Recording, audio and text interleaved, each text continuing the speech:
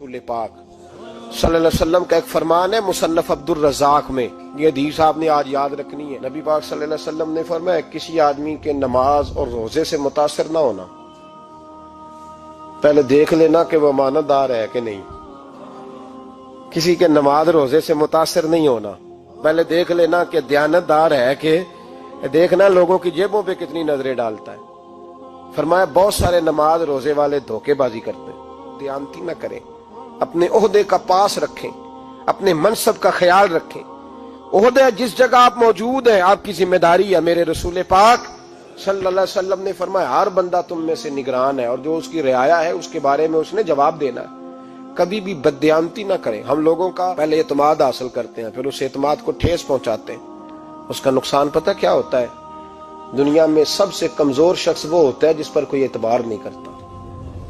जिसका एतमाद जाया हो जाए वो आदमी बिखर जाता है। कभी भी धोखाधड़ी की पॉलिसी ना बनाए। हम लोगों से मुफादात लेने के लिए अपने रवैये मीठे करते हैं और जब काम निकल जाता है फिर हमारे रवैये बदल जाते हैं। ये धोखा है, ये बददयानती है। इसको अल्लाह रसूल ने पसंद नहीं किया। मेरे नबी पाक अलैहिस्सलाम ने फरमाया जिसमें तीन बातें पाई जाए वो तो मुनाफिक है।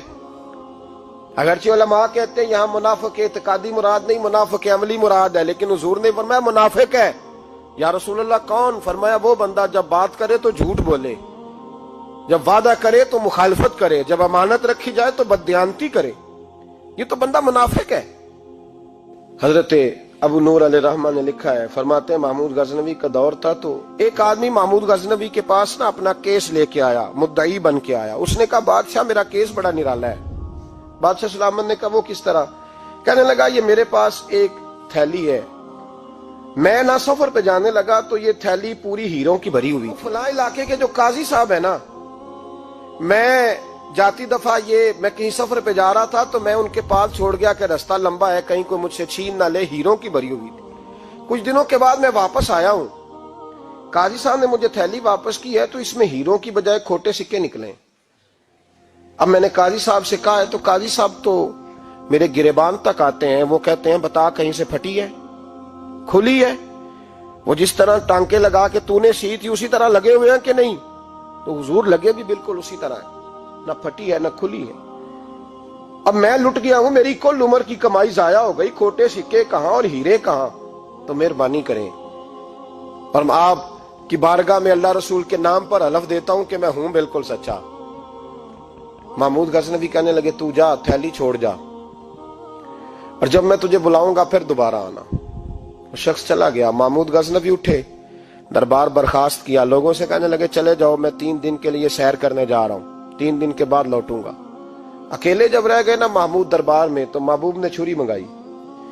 वो जिस तख्त पे बैठते थे वहां गद्दा बिछा हुआ था, ये गद्दा पड़ा है ना, वो गद्दा बिछा हुआ। तो महमूद ने छुरी के साथ उसको फाड़ डाला और छुरी जेब में रखी, निकल गए। कहने लगे मेरे बाद कोई मेरे दरबार वाले इहाते में दाखिल ना हो। महमूद चले गए। अब वो सफाई करने वाला जब आया ना, उसने आके देखा तो गद्दा तो फटा हुआ है।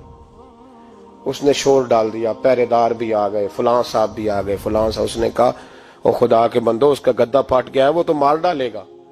उसने कहा था सिवाय सफाई और निगरानी वाले के दूसरा आए कोई ना, और यहाँ आया भी कोई नहीं। पहले दिन ही फटा हुआ है तो लटका देगा सबको, क्या करें? शोर हो गया, सारे दरबार के मुलाजिमीन इकट्ठे हो गए। एक बंदा बोला, कहने लगा फिक्र ना करो, मैं कैसे बंदे को जानता हूं, इस तरह सिएगा कि जिसने फाड़ा होगा उसे भी पता नहीं चलेगा कहां से फटा था। ऐसा बेहतरीन रफू करेगा कि पता भी। उसने कहा यार हम सारे एक महीने की तनख्वाह देते हैं, तू बंदा बुला।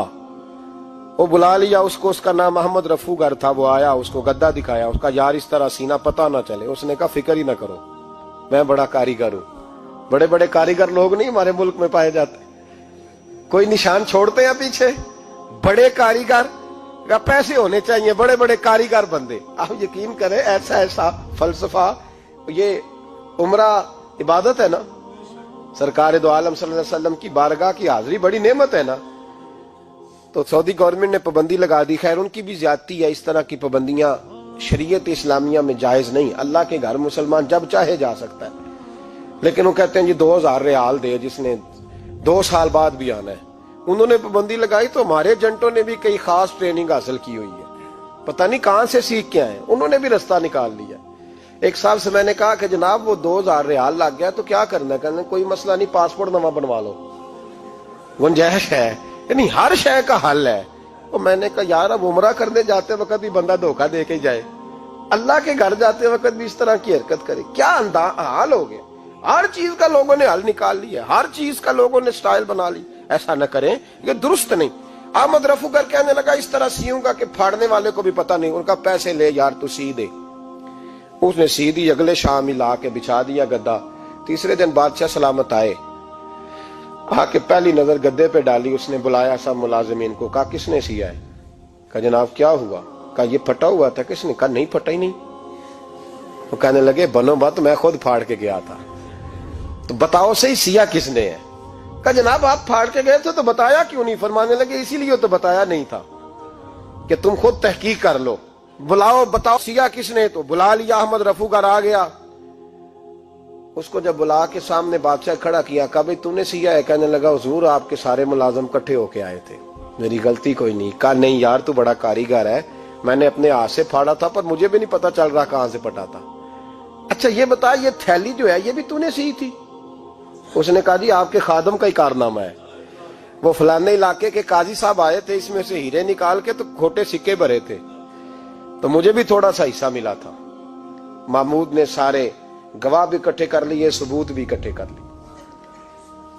پھر قاضی کو بلایا، پہلے سارے ثبوت اور گواہ کیس حل کر لیا۔ پھر ہمارے ہاں یہ حال ہوتا ہے کہ مدعی 2-3 ہفتے کے بعد خود ہی ہاتھ باندھ جاتا ہے، کہنا تسی میری جان چھڈو، مجرم پھڑو پاوے نہ پڑھو۔ وہ کہتا ہے مجھے معافی دو، میں رہا۔ ظلم ہے نا، ظلم زیادتی ہے کہ جو بیچارہ اتنے سوال مجرم سے نہیں ہوتے جتنے مدعی سے ہوتے۔ اب یقین کریں اتنے سوالات ہوتے، بیچارہ ہف جاتا ہے۔ یہ طریقہ درست تو نہیں، ایک لٹ گیا اور دوسرا طرح طرح کے سوالوں کے جواب دیتا پھرے بیچارہ۔ سارے ثبوت اکٹھے کر کے قاضی صاحب کو بلایا تنہائی میں لے جا کے۔